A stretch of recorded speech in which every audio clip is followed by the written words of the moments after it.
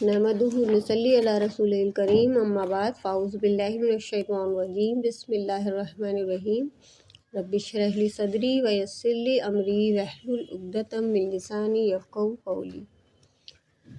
وضو سے بلندی درجات۔ رسول اللہ صلی اللہ علیہ وسلم نے فرمایا طہارت آدھا ایمان ہے۔ طہارت مطلب پاکیزگی۔ سیدنا ابو ہریرہ رضی اللہ عنہ سے روایت ہے کہ میں نے اپنے دلی دوست محمد صلی اللہ علیہ وسلم کو یہ فرماتے ہوئے سنا کہ جنت میں مومن کا زیور نور وہاں تک پہنچیں گے جہاں تک وضو کا پانی پہنچے گا۔ مطلب ہم لوگ کو جو آرنامنٹ زیور وہاں پہنائے جائیں گے وہ وہاں تک جائیں گے جہاں تک وضو کا پانی پہنچے گا۔ تو جتنا حصہ ہے وضو میں جو گیلا ہونا ضروری ہے اتنا بہت اچھے سے دھیان سے گیلا کرنا ہے، صاف کرنا ہے۔ رسول اللہ صلی اللہ علیہ وسلم نے فرمایا میں تمہیں وہ چیز نہ بتاؤں کہ جس کے سبب اللہ تعالیٰ گناہ مٹاتا ہے اور درجات بلند کرتا ہے۔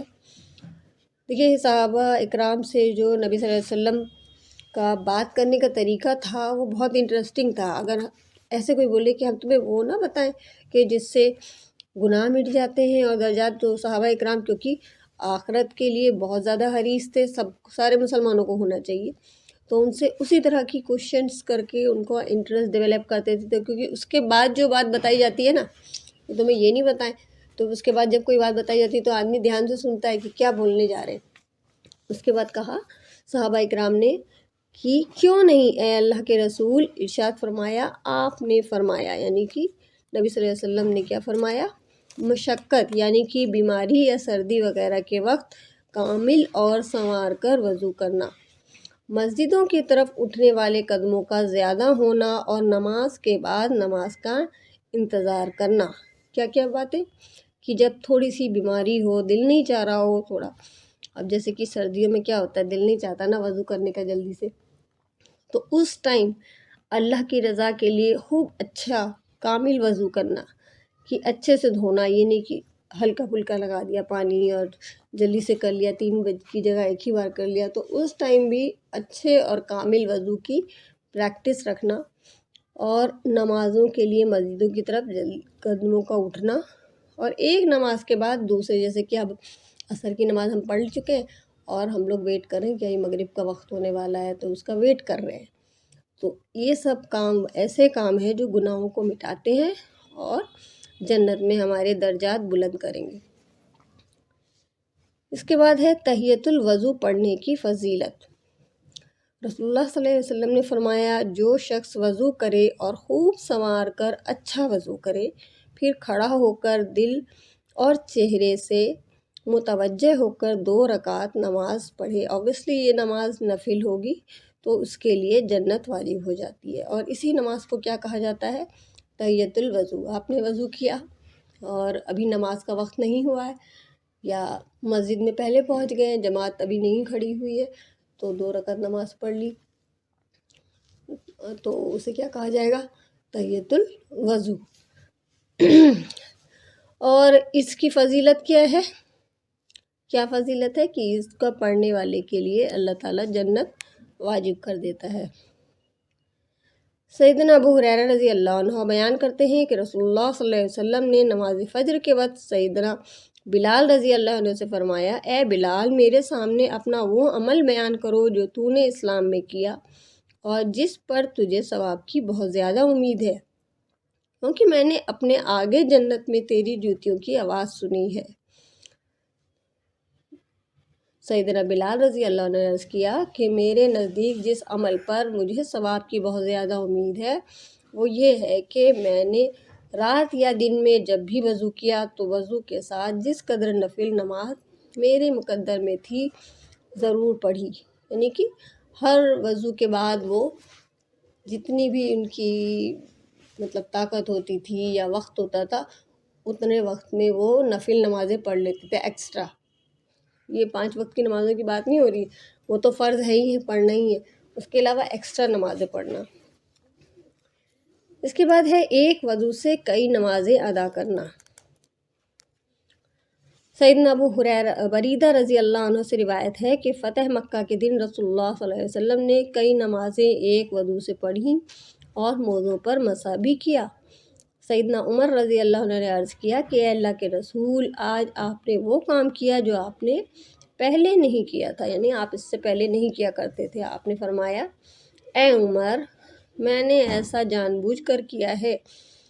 کیوں جان بوجھ کے کیا ہے؟ ان کا مطلب کیا تھا کہ تاکہ لوگوں کو ایک وضو سے کئی نمازیں پڑھنے کا جواز معلوم ہو جائے۔ تو ایک وضو میں اگر وضو بچا لیا ہم نے، ٹوٹا نہیں ہے، تو ایک سے زیادہ نمازیں پڑھ سکتے ہیں۔ لیکن افضل کیا ہے؟ ہر نماز کے لیے نیا وضو کرنا، تازہ وضو۔ پیارے نبی صلی اللہ علیہ وسلم نے کب کیے ہیں ایک وضو سے کئی نمازیں کب پڑھی ہیں؟ جنگ کے وقت۔ اور ہم لوگ ایسے ہی کرتے رہتے ہیں، ارے کون جائے دوبارہ وضو کرو چلو۔ لیکن جب آپ کی طبیعت بھی ٹھیک ہے، پانی بھی اویلیبل ہے، تو پھر بہتر ہے کہ ہر نماز کے لیے تازہ وضو کیا جائے۔ دودھ پینے سے کلی کرنا۔ بے شک رسول اللہ صلی اللہ علیہ وسلم نے دودھ پیا، پھر کلی کی اور فرمایا اس میں چکنائی ہے۔ آپ نے بکری کے شانہ کھایا، اس کے بعد نماز پڑھی اور دوبارہ وضو نہ کیا۔ آپ نے ستو کھائے، پھر کلی کر کے نماز پڑھی اور وضو نہ کیا۔ تو یعنی کہ کچھ کھایا پیا ہے اور منہ میں اس کا ٹیسٹ ہے، تو بہتر ہے کہ کلی کر لیا جائے، کیونکہ نبی صلی اللہ علیہ وسلم کا طریقہ یہی تھا۔ موزوں وغیرہ پر مسح کے متعلق احکام و مسائل۔ سیدنا مغیرہ رضی اللہ عنہ کہتے ہیں، میں ایک سفر میں نبی اکرم صلی اللہ علیہ وسلم کے ہمراہ تھا۔ میں نے وضو کے وقت چاہا کہ آپ کے دونوں موزے اتار دوں۔ آپ نے فرمایا انہیں رہنے دو، میں نے انہیں طہارت کی حالت میں پہنا تھا، یعنی کہ جب یہ وضو کیا تھا یا غسل کیا تھا اس وقت پہنا تھا۔ پھر آپ نے ان پر مسح کیا۔ شریح بن حانی رحمۃ اللہ فرماتے ہیں کہ میں نے سیدنا علی رضی اللہ عنہ سے موزوں پر مسح کرنے کی مدت کے متعلق پوچھا کہ مطلب کتنے، ایک بار ہم نے موزے پہن لیے طہارت کی حالت میں، جیسے کہ غسل کیا ہے یا وضو کیا، اس کے بعد موزے پہن لیے، تو اسے کتنے وقت کے بعد تک چلاتے رہیں گے، یعنی کہ اس پہ کتنی بار کتنے وقت کے لیے مسح کرنے کے لیے ایک وضو کافی ہے۔ تو سیدنا علی رضی اللہ عنہ نے کیا فرمایا؟ رسول اللہ صلی اللہ علیہ وسلم نے مسافر کے لیے مسح کی مدت 3 دن رات، مطلب 3 دن اور 3 رات دونوں ملا کے، اور مقیم کے لیے دن رات مقرر فرمائی ہے۔ ایک دن ایک رات، یعنی کہ 24 آورس، 24 گھنٹہ، اور 3 دن 3 رات کس کے لیے؟ جو سفر پہ ہے، تو وہ 3 دن تک ایک موزہ پہن لے وضو کے بعد، اور 3 دن 3 رات تک جتنی بھی نمازیں پڑھے اس میں آپ منہ اور ہاتھ وغیرہ تو دھلیں گے، لیکن پیر پہ کیا کریں گے؟ مسح کر لیں گے۔ سیدنا صفوان بن عسال رضی اللہ عنہ کہتے ہیں کہ حالت سفر میں رسول اللہ صلی اللہ علیہ وسلم نے ہمیں حکم دیتے کہ ہم اپنے موزے 3 دن اور 3 راتوں تک پیخانہ، پیشاب یا سونے کی وجہ سے نہ اتاریں، بلکہ ان پر مسح کریں۔ ہاں، جنابت کی صورت میں موزے اتارنے کا حکم دیتے۔ اس حدیث سے معلوم ہوا کہ جنسی کی جنبی ہونا مسح کی مدت ختم کر دیتا ہے، اس لیے غسل جنابت میں موزے اتارنا لازم ہے۔ البتہ بول و براز اور نیند کے بعد موزے نہ اتارے جائیں، بلکہ معینہ مدت تک ان پر مسح کیا جائے۔ اور جرابوں پر مسح کرنے کا بیان۔ سیدنا ثوبان رضی اللہ عنہ روایت کرتے ہیں، رسول اللہ صلی اللہ علیہ وسلم نے وضو کرتے وقت صحابہ کو پگڑیوں اور جرابوں پر مسح کرنے کا حکم دیا۔ یہاں پہ جرابوں کے ساتھ پگڑیوں کا بھی حکم آیا ہے۔ پگڑی باندھے رہتے تھے نا، تو اتار کے مسح نہیں کرتے تھے، پگڑی کے اوپر ہی مسح کر لیتے تھے۔ صحابہ رضی اللہ عنہ کا جرابوں پر مسح کرنا۔ سیدنا عقبہ بن عمر و ابو مسعود انصاری رضی اللہ عنہ نے اپنے جرابوں پر مسح کیا۔ سیدنا عمرو بن حریث رضی اللہ عنہ فرماتے ہیں کہ سیدنا علی رضی اللہ عنہ نے پیشاب کیا، پھر وضو کرتے ہوئے آپ نے اپنی جرابوں پر جو جوتوں یعنی چپلوں میں تھی یا مسح کیا، یا تو جوتوں میں جو پہنی جاتی ہے یا چپلوں میں بھی لوگ پہنتے ہیں، اس پہ مسح کیا۔ ابن حزم رحمۃ اللہ نے اس کا بیان جو کتاب میں کیا ہے، 324/1 محلہ میں، اور 12 صحابہ اکرام رضی اللہ عنہ سے جرابوں پر مسح کرنا اس کتاب میں ذکر کیا گیا ہے، جن میں سیدنا عبداللہ بن مسعود، سیدنا سعد بن ابی وقاص، سیدنا عمرو و حدیث رضی اللہ عنہ شامل ہے۔ اسی طرح سیدنا سہل بن سعد رضی اللہ عنہ جرابوں پر مسح کیا کرتے تھے۔ یعنی کہ اتنی ساری ہمیں پروف ملتے ہیں اس بات پہ کہ جرابوں پر مسح کرنا جائز ہے، ہم کر سکتے ہیں۔ سپوز کوئی بیمار ہے یا سفر میں ہے لمبے، جیسے ٹرین وغیرہ میں ہوتا ہے نا، کیا ہوتا ہے کہ ٹوائلٹس اتنے گندے ہوتے ہیں کہ بار بار اتار کے پیر تو مطلب ہاتھ منہ تو دھو لیتا ہے آدمی، پیر میں چلتی ٹرین میں وضو کرنا کتنا مشکل ہوتا ہے، تو وہاں پہ جرابوں پر مسح کر لینا ٹھیک ہے۔ اب لغت عرب میں جورب یعنی جرابوں کے معنی ہے۔ اب ایک جگہ جرابیں آ رہا ہے، موزی جو آ رہا ہے وہ اصل میں ہوتا کیا ہے، عربک لینگویج میں ہم بتائیں گے۔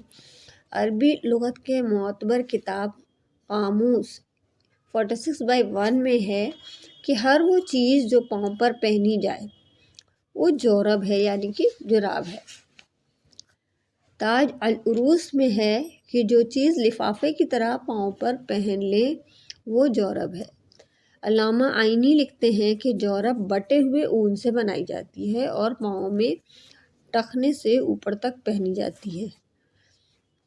عارضہ الحوضی میں شارح حدیث امام ابو بکر ابن عربی رحمۃ اللہ تحریر فرماتے ہیں کہ جورب وہ چیز ہے جو پاؤں ڈھانپنے کے لیے اون سے بنائی جاتی ہے۔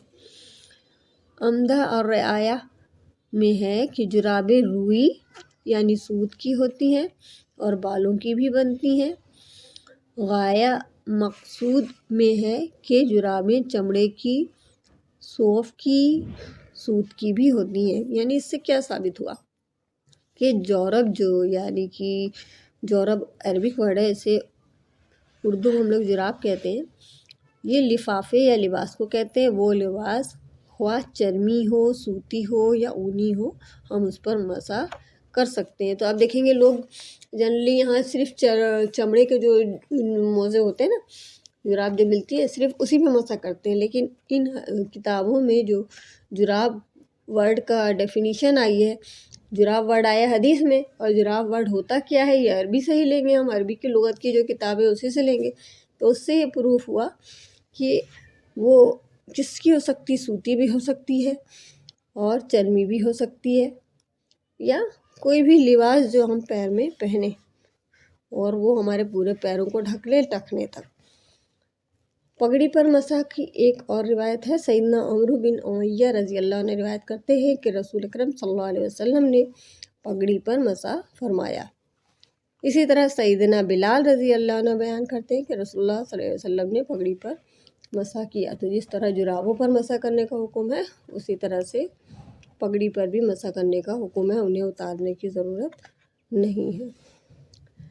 سبحانک اللہم و بحمدک، نشہد ان لا الہ الا انت، استغفرک و اتوب الیک۔